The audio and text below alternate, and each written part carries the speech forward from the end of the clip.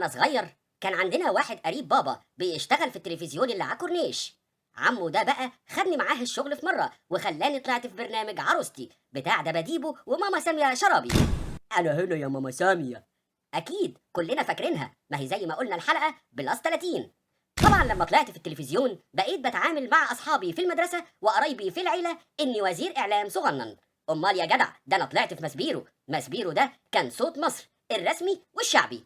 ومرت الايام والسنين واتغيرت انظمه وحكومات، وزي ما كانوا بيقولوا زمان اللي ما اتنشرش نعيه في الاهرام يبقى ما ماتش. كبرنا وعشنا وشفنا بعينينا النظام اللي ما يعلنش سقوطه من مسبيرو يبقى ما سقطش مهما كان الاجماع ضده، والحرب اللي ما يخرجش بيانها من مسبيرو تبقى ما قامتش مهما كانت المدافع بترزع في كل حته. حرب وسلام، انكسار وانتصار، احزان وافراح. مسبيرو كان صوت مصر الحقيقي. مسبيرو طعم البيوت. مسبيرو ريحه الذكريات. مسبيرو لو ملوش في اللي جاي يكفيه انه كل اللي فات. عشان ما اطولش عليكم يلا بينا على الحلقه، لاننا هنقول حاجات ومحتاجات، واللي يزعل يزعل يا بهوات.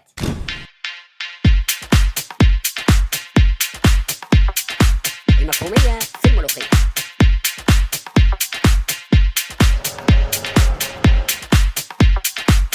المفهومية في النملية.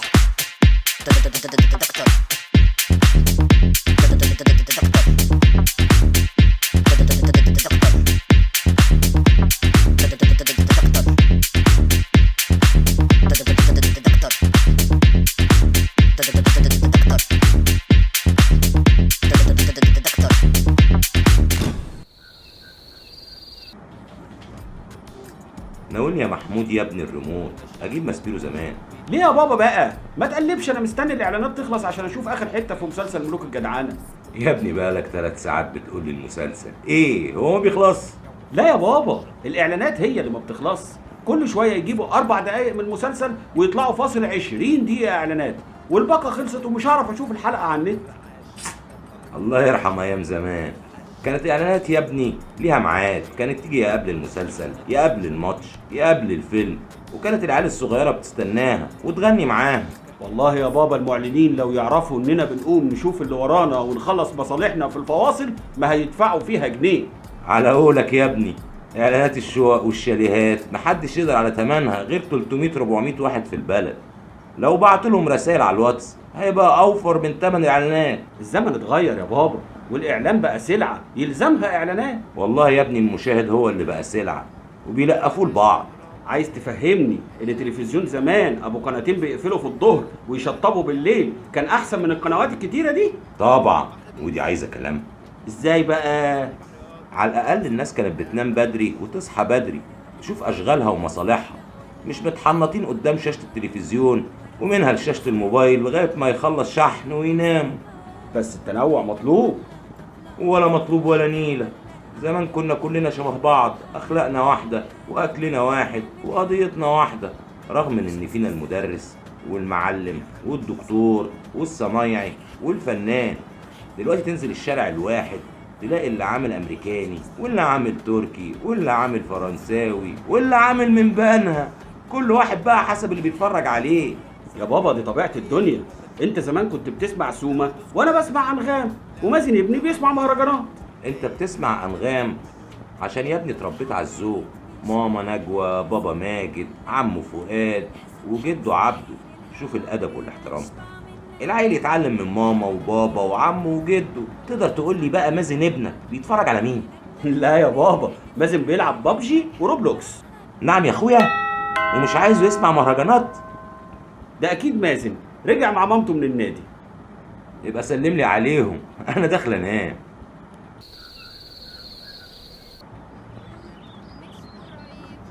يا ابني سيب الهباب اللي في ايدك ده، كفايه بقى، عينيك هتتلحس من كتر التركيز في الموبايل. يا بابا بلعب، فكك مني.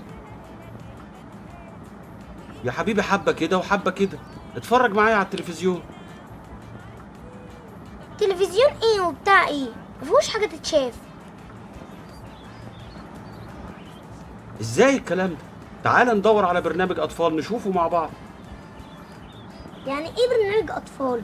هو في برنامج للاطفال بس؟ اكيد فيه، وانا صغير كان فيه. هم لغوها ولا ايه؟ مفيش غير ابو حفيظه ورخم. وهو ده اطفال؟ الله يرحمك يا بابا ماجد، انت وعمه فؤاد وجده عبده. قرايبك دول يا بابا؟ لا يا حبيبي، دول قرايب بابا. اهلا بيكو. جايز موضوع الحلقه ما يهمش ناس كتير، لكن بعد الاختلاف الغير مبرر اللي لمسته بنفسي في اراء الناس بعد حلقه سد النهضه اللي فاتت، رغم انها قضيه ما يختلفش عليها اتنين، لقيت ان من واجبي اناقش مع حضراتكم قضيه قوه مصر الناعمه، وهاخد في حلقه النهارده ماسبيرو كمثال على اللي كنا فيه واللي بقينا فيه. يوم 31 مايو سنه 1934 همس الاعلامي احمد سالم في ودان المصريين هنا القاهرة.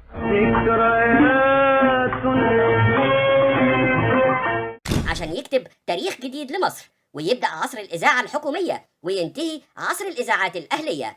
وفضلت الإذاعة الحكومية تشكل وجدان الشعب وذوقه لمدة 25 سنة.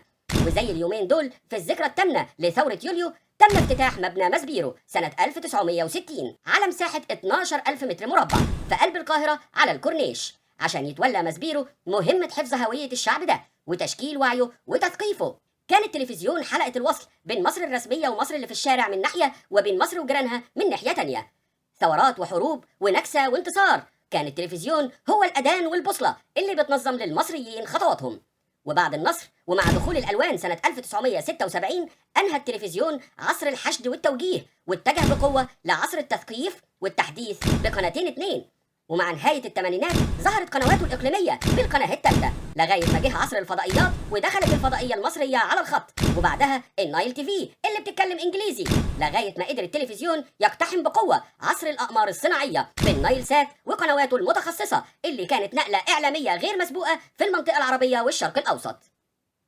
بعدها وفي الألفية الجديدة دخلت قنوات رجال الأعمال لساحة المنافسة، وشفنا دريم بتاعة الله يرحمه أحمد بهجت، بعدها المحور بتاعة الله يفك كربه حسن راتب، بعدها اون تي في بتاعة نجيب ساويرس، وبعدها الحياة بتاعة سيد البدوي، وسي بي سي بتاعة محمد الأمين، والنهار بتاعة الكحكي، والقاهرة والناس بتاعة طارق نور، والتحرير بتاعة سليمان عامر اللي بقت تن.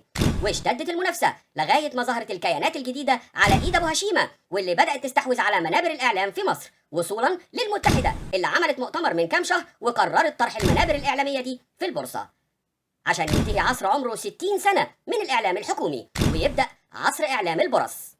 ومعايا عبر الأقمار الصناعية الكرتونية من لندن ابن خالي دكتور برين ووش أندرستاندينج. جود مورنينج دكتور برين ووش. ايه جود مورنينج حبيبي. عايزك بقى تكلمني عن الإعلام الحكومي عندكم، وهل فعلا مات؟ مفيش حاجة ماتت حبيبي. احنا هنا في لندن عندنا البي بي سي ليها 10 محطات إذاعية وطنية and 10 محطات تلفزيونية وطنية، بالإضافة ل 32 محطة عالمية بمختلف اللغات. المواطن الإنجليزي بيدفع 147 جنيه استرليني في السنة الواحد للحكومة. ويا ترى الكلام ده عندكم بس في بريطانيا؟ نو بالعكس حبيبي، عارف في الولايات المتحدة بتوصل الضرايب على الفرد الواحد ل 12% سنويا، يعني تقريبا $4 بيدفعها المواطن للإعلام العمومي. كمان في سويسرا بيدفع المواطن 451 فرنك سويسري في السنة عشان يسمع راديو ويشوف تي في، ده غير فرنسا بإذاعة مونte كارلو الحكومية نفس الكلام. أنا بشكرك يا ماي فريند وجود باي. حبيبي عارف أنا أحب مصر وأحب الملوخية وأحب سيدنا الحسين. أنت تنورني يا خواجة وهظبطك. جود باي حبيبي، جود باي. ودلوقتي وبعد 60 سنة إعلام على إيد ماسبيرو ورجالته، يا ترى إيه اللي جرى في مصر والمصريين؟ تعالوا نشوف كنا فين وبقينا فين. والله العظيم ما عارف أبدأ منين. من برامج الأطفال اللي تربينا عليها وشكلت وعينا من بدري لغاية ما اختفت في ظروف غامضة. اهلا بيكم في حلقه جديده من برنامجكم عروستي. فأتمنى من صميم قلبي لكل الأصدقاء والصديقات أنهم لما يشوفوا أي حاجة مستهلكة يفكروا فيها، يا ترى أعمل بالخشبة دي إيه؟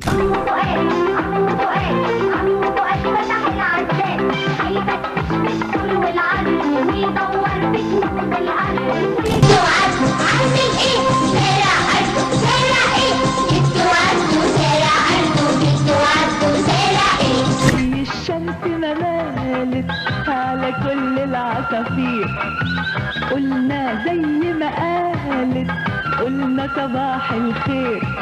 صور وصور السن وعارف معنى انه من قلبه روحه مصري والنيل جوا بيسري. والله زمان يا طفولة، العيال دلوقتي بتحارب في البوشينكي على البابجي وبتشتري أسلحة، ولا برامج الدين السمحة الوسطية اللي تشرح القلب، لغاية ما وصلنا لبرامج اتطلقي منه يا بت، وحارمينه ان احنا ما نشوفش عياله. جدعة. ده فاضل ايه تاني؟ ما معكيش طبلة؟ ما معكيش طبلة؟ استني بس استني، انت حد مأجرك عليا يا بت؟ هل ده حرام بقى؟ انا ظلمت البيت. حرامين 2 و4 حرامات و80 حراما بالتمييز يا بت. حرام مين يا بت؟ حرامين و4 يا بت، تشبعي حرامات. حرام عليكي يا اختي. ولا برامج العلم والمعرفة والعقل المستنير اللي نعرفه حاجة قد كده بس، واحد على مليون من واللي ما نعرفوش بلاوي متلتلة، وشفنا البلاوي دي وفي جانب صغير وهو جلد الإنسان، فبقى لو فتحنا وشفنا الباقي. وصولا لبرامج طرد الجن ودق الكفتة في السيريا. دلوقتي لا مش هتيجي. هتيجي.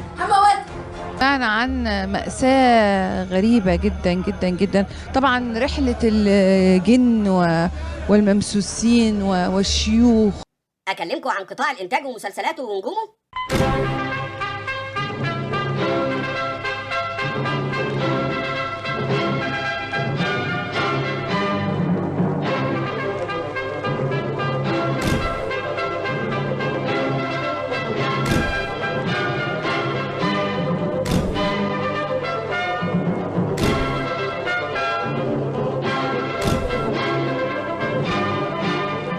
ولا انتوا دلوقتي بتتفرجوا على مسلسلات تركي وحاجات لا شبهنا ولا نعرفها ولا نسمع عنها، كلها خيانة وقتل وتفكك. بقول لكم كسع كسل كسرتوا حتى تبنوا بيوت. ده انا ما شفتش مسلسل ديني من يجي 15-18 سنة يا مؤمن. اكلمكم عن درية شرف الدين ونادي السينما ومشاهد بيتعلم نقد في الإضاءة والسيناريو والتصوير والإخراج. ولا خلاص الساحة فضيت لأفلام مسروقة بتتذاع في قنوات بير السلم اللي محدش عارف لها صاحب، وسط إعلانات التصغير والتكبير والتأخير والتطويل. احنا قلنا الحلقة بلس 30. أكلمكم عن مين ولا مين؟ عن برنامج حياتي الفايزة واصف وحل مشاكل الأسر المصرية الحقيقية؟ ولا المعلن عايز 3 ستات يلتوا ويعجنوا في الفاضية والمليانة؟ أو مذيعة معقدة خربت بيوت عشان الترند؟ العمل الجماعي ليه؟ هما دول بيشتكوا، انت بس اللي بتشتكي. انا بس؟ دول ما بيشتكوش مني. طب خليكم معايا دقيقة واحدة. مين بقى بينافسني؟ يعني عايزة تطلعيني ليه شكلي غريب يعني؟ خليكم معايا دقيقة واحدة. لو انت بتشتكي من الجميع. في حاجة اسمها بلوك، عارفاها؟ بلوك على الفيسبوك، بلوك على الواتساب، بلوك تليفونات، بلوك انستجرام، بلوك عصر بلوك. بلاش ده كله، تعال اكلمك في الكوره والماتش بتاع الجمعه الساعه 3 الظهر وبيبو وشحاته.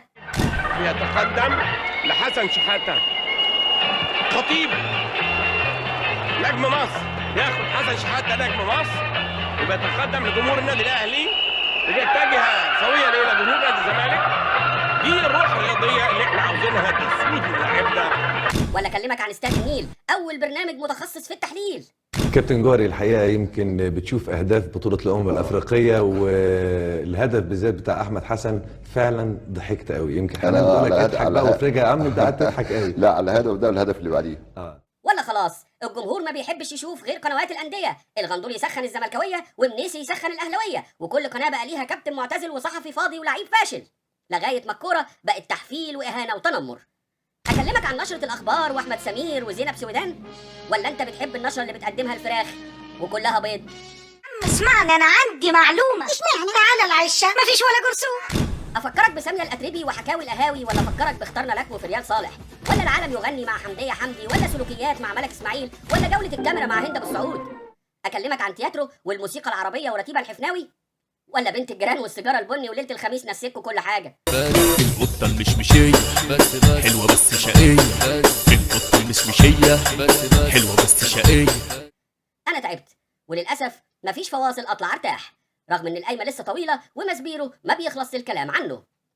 قبل ما اختم هديك مثال يقرب الصوره. استاد القاهره اتعمل سنه 1960 مع مسبيرو.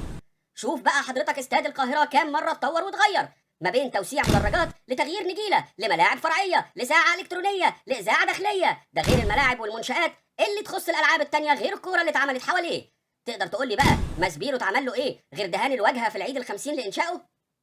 جايز ماسبيرو ما يكونش ليه مكان في اعلام البنوك والبرص، لكن صدقوني اللي ما يحترمش ماضيه محدش هيحترم مستقبله. من 10 سنين فاتوا اطلق الشيخ شعار مفيش حاجه حصري كله على التلفزيون المصري، انما بعد 60 سنه ماسبيرو مفيش حاجه مصري كله عند بتوع الحصري. لو ضميرك صحي ابقى ادعيلي. دكتور عارف عرفه ابو المفهوميه. ابيض على كل مظلوم واسود على كل ظالم.